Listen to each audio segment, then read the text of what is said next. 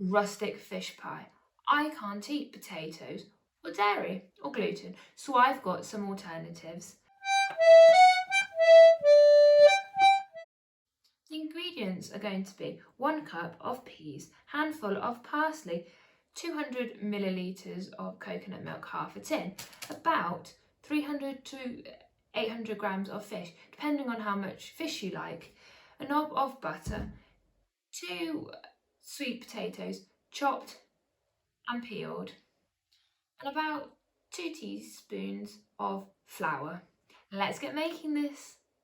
Chop off the ends of my sweet potato. Be careful with your fingers. Then let's peel it and put it into my bowl.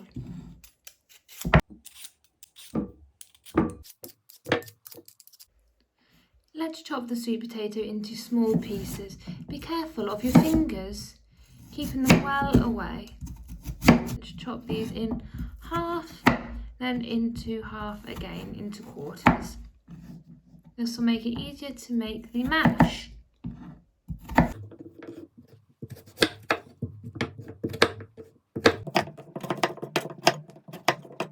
I have got a gas camping stove. You can use whatever stove you've got at home. Let's get a saucepan and put some water in. And pour your sweet potatoes in, making sure they don't splash everywhere. Oh! That's okay. Let's put the lid on. And you just need the water just about covering the sweet potatoes.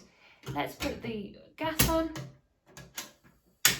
low, and cook these for 15 to 20 minutes, making sure they are soft when you poke a fork in, so might need longer.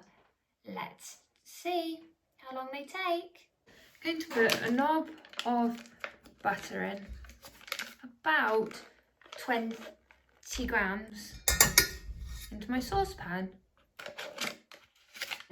Let's put the heat on low and melt the butter. I've got the butter here, it's all melted. Let's add in a tablespoon of flour. See how it goes. Yep, that has gone into a paste, so that's enough flour in there. Then we'll put the heat on again, and let this cook for a little while. And we've got one thing we need to add into this, the coconut milk. Let's go and get that. I've got my coconut milk here. I'm just going to shake it so the solid dissolves within the water.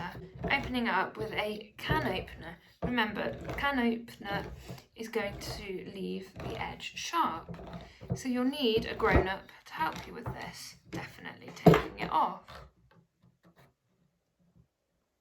to leave a sharp edge. Let's pour half of it into the bowl. Then I can get my stove. Let's put my stove on low heat, and you can add gradually your coconut milk, 1 tablespoon at a time, remembering to mix it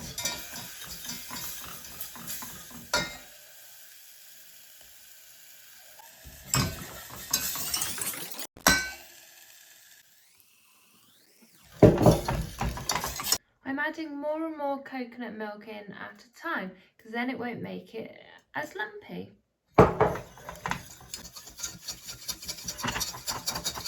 Oh, I'm going to add a little bit more coconut milk than half a tin. Be careful. So I've added in 3/4 of a tin, so that will mean you are going to add 300 mils. Let's put this on the heat. Keep the heat on. Let's cook it until it bubbles. Meanwhile, let's chop up the parsley to go inside this. This is how to make your standard daisyified bechamel sauce. Yum, yum, yum, yum, yum, yum. Let's grab a handful of parsley And take off all the big stalks, as we don't want this in the sauce. Then chop it up. Be careful keeping your fingers well away from the blade, keeping them at the top and chopping them. Let's chop this finely.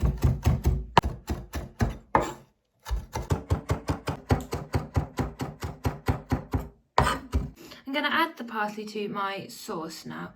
That has boiled. As you can see, there's my lovely sauce steaming. Let's add the parsley to it. I'll use a whisk to whisk that up. And add the peas in. Yep. To the sauce. Thick sauce. I'm going to add a cup of water. Here I'm back with my cup of water. Let's add a little bit in at a time, because you might not need all of this cup. I'm going to add all of the cup because I like mine a little bit liquidy. That is the consistency you want, very pouring consistency.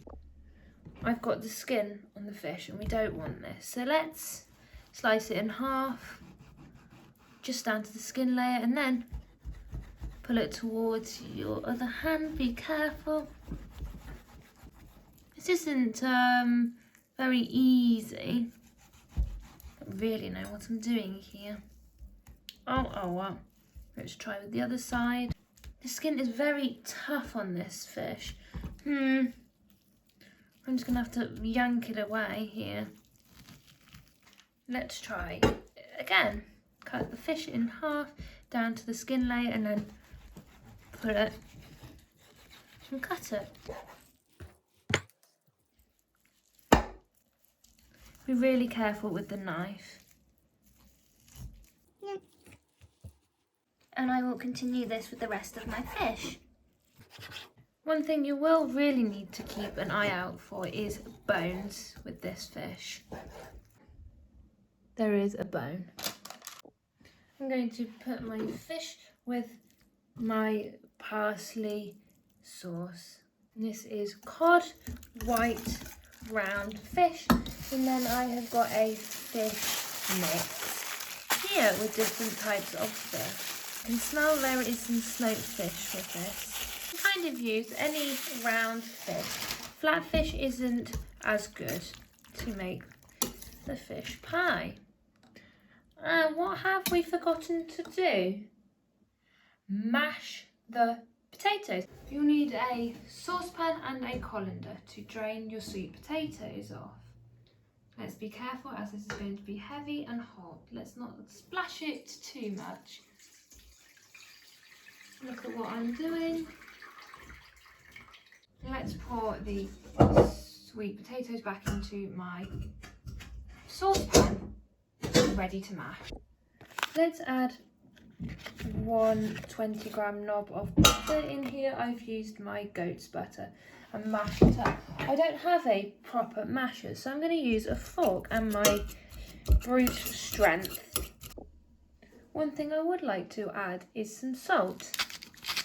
Pepper too to this mixture. Then remember to mix this up and leave this to cool for 5 minutes. Here's my oven-proof dish. Let's pour in the fish, bechamel sauce and peas and parsley into this dish. Yum, yum, yum, yum. Let's spread it out evenly. Fish pie. Let's pour on the mashed potato. Little bit. Let's make it flat as possible. I don't know how much potato I've really got. You might like to double up the amount of potato you use, so you can use 4 sweet potatoes instead of 2. Yes, this looks very rustic. It is Daisy's rustic fish pie. Let's put this in the oven for 40 to 50 minutes. Here's my finished DIY fish pie. Why not try and make your own version of fish pie and put some of your own spin on it?